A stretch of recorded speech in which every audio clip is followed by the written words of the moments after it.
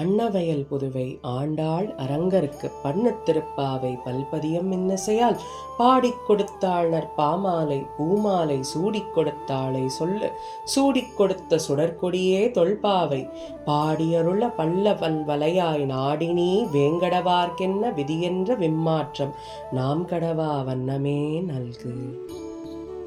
மாசானா மார்கசீரி சோகம் மார்கழி மாதம் கண்ணனே கீதையில் மாதங்களில் நான் மார்கழி என்று அருளிச் செய்த தெய்வீகமான திருமாலுக்கே உரிய மாதம் இம்மார்கழி மாதம். மார்கழி என்று கூறியதும் சற்றென்று நமக்கு நம்மாழ்வாரோ திருமங்கையாழ்வாரோ அல்லது அவர்கள் இயற்றிய பாசுரங்களோ திவ்ய பிரபந்தங்களோ நினைவுக்கு வருவதில்லையே.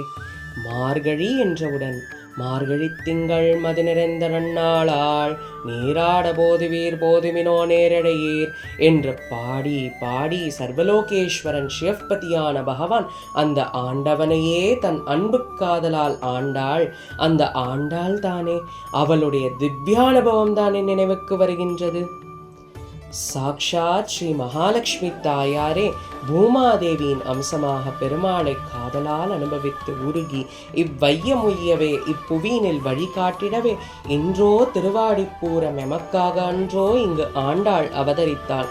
குன்றாத வாழ்வான வைகுந்த வான்போகம் தன்னை இகழ்ந்து ஆழ்வார் திருமகளாராய் என்று பெரியாழ்வாருடைய பெண் பிள்ளையாய் நாளொரு மேனியும் பொழுதொரு வண்ணமுமாக சதா கண்ணனையே அந்த அழகிய மணவாளனையே தன் ஹிருதய மணவாளனாக வரித்து கொண்டு வளர்ந்தாள். அப்படியாகவே அமுதனும் தமிழில் காதலால் பாவை பாடினாள். யாரை பாடினாள்? ஓங்கி உலகளந்த உத்தமன் பேர் பாடி என்று சிவபதியையே பாடி உருகியதே நாச்சியார் திருமொழி. அதில் மிகவும் லோக பிரசித்தம் திருப்பாவை.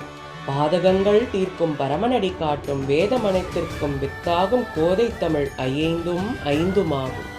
கண்ணனை எப்படியேனும் மணக்க வேண்டும் என்று காதலால் தாபம் கொண்டாள் ஆண்டாள். மாண்டர்களாகிய நமக்கும் பரமனிடம் வழிகாட்டவே அன்று திருஆயர்பாடியில் கோபியர்கள் அனுஷ்டித்த காத்தியாயினி விரதம் போலவே கண்ணனை அடைய கண்ணனே மார்க்கமாக வைராக்கிய சங்கல்பத்துடன் இந்த மார்கழி மாதத்தில் அதிகாலையில் நீராடி நோன்பு நோற்று கைகளில் தாளம் தட்டிக்கொண்டு பாசுரங்கள் பாடி அந்த ரங்கனையே அந்தரங்கனாக அவனுடன் தானுமாய் ஐக்கியமானாள். திருவாகிய ஸ்ரீ மகாலட்சுமி தாயாரே ஆண்டாள் கோதை நாச்சியார் பாடிய பாவை திரு பாவை பாவை பாடினாள். எனவே திருப்பாவை என ஆனது. கலியுகமாக இருந்தாலும் சரி, பகவான் சர்வலோகேஸ்வரன் பரிபூரணன் மீது பூரண விஸ்வாசம் இருந்தால் நிச்சயம் வருவான், மாலையிடுவான் என்பதை தன் தூய உள்ளன்பால் செய்து நிரூபித்து காட்டினாள் கோதை நாச்சியார். எந்த பெருமாள் உலகத்துக்கே உபதேசம் செய்தானோ அவனையும் உடன் அமர்த்தி கொண்டு இவள் உபதேசம் செய்தாள். கிளிமொழியால் கோதை பாடிய பாசுரங்களை உவந்து பாடிய அப்பைங்கிளையையும் ஏற்றுக்கொண்டார் ஸ்ரீபதியான பகவான். ஸ்ரீ விஷ்ணு சித்த குலநந்தன கல்பவல்லீம் ஸ்ரீரங்கராஜ ஹரிச்சந்தன யோக திருஷ்யாம் சாக்ஷாத் ஷமாம் கருணயாம் கமலாமி வான்யாம் கோதாமனன்ய சரணம் பிரபத்யே.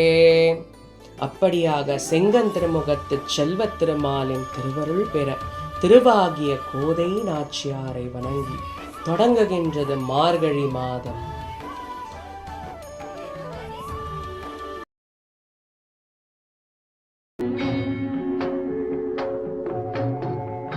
மார்கழி திங்கள் மதினி